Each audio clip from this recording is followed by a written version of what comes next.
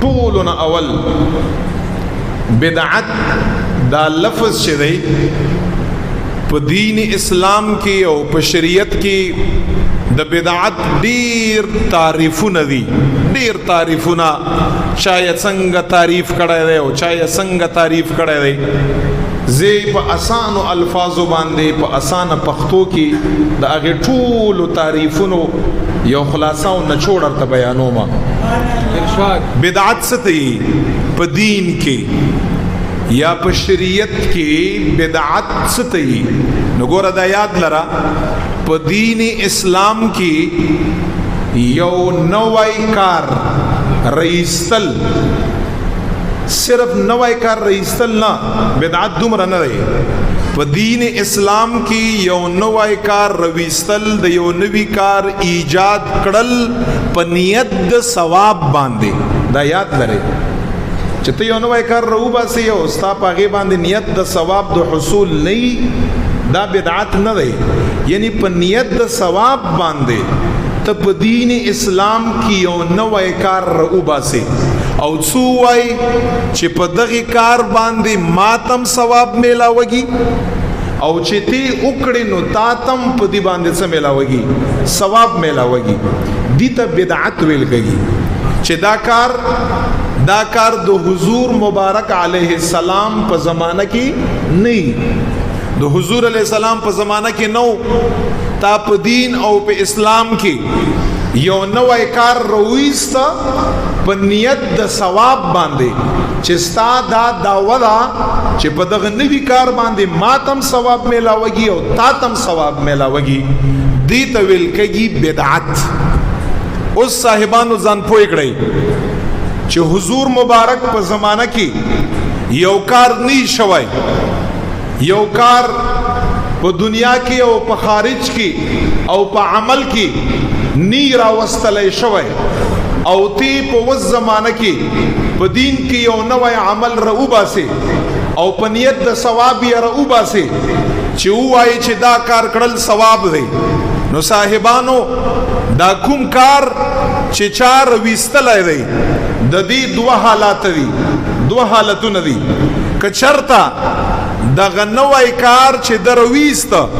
او په نیت د ثواب باندې کوي، که چرته دا د دین د شریعت د اصولو په خلافو، د دین د شریعت چې کوم اصول دي هغه اصول مرته بیانومه، د هغې په خلافو، هغې سره یا ټکراو خوړ، هغې دغه کار اجازه نه ورکوله، دا هغه بدعت دی چې دا حرام بدعت دی، دا ناروا بدعت دی. او په حدیث کې چې پیغمبر علیه السلام فرمایلی چې بدعت سړی جهنم لبوزي، نو دا هغه بدعت دی چې دا انسان نعوذ بالله انسان جهنم لبوزي. بیا چې کله سي د دین د اصولو اوس راشي تا په خپل ژوند کې په دین کې نوی کار راویسته، نوی کار اوس تا ایجاد وکړه، یا دغه څلورو خلکو نه رستو قرآن حدیث اجماع قیاس، قیاس نه مراد مذهب دی، بعد کې خلکو په دین کې یو نوی کار راویسته، بس دا یاد لرئ دغه نوی کار به ته قرآن ته ور متوجه کړي. که قرآن په خپه کېده او قرآن د آیات خلاف حرام دی، مونږ علی الاعلان یو چې حرام دی، خو تم تکړه شه که چرته چا نوی کار په دین کې د ثواب په نیت راویسته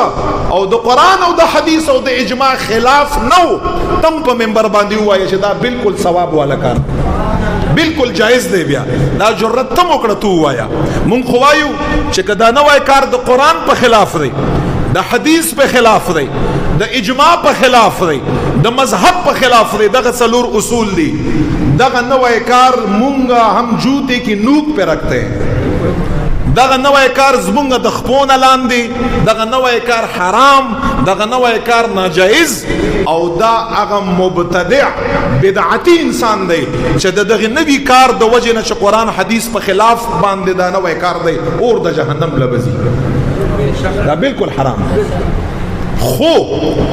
کچرته چا نوی کار ایجاد ک په دین او په اسلام کې په نیت د ثواب باندې، او زی مثالونه در کومه،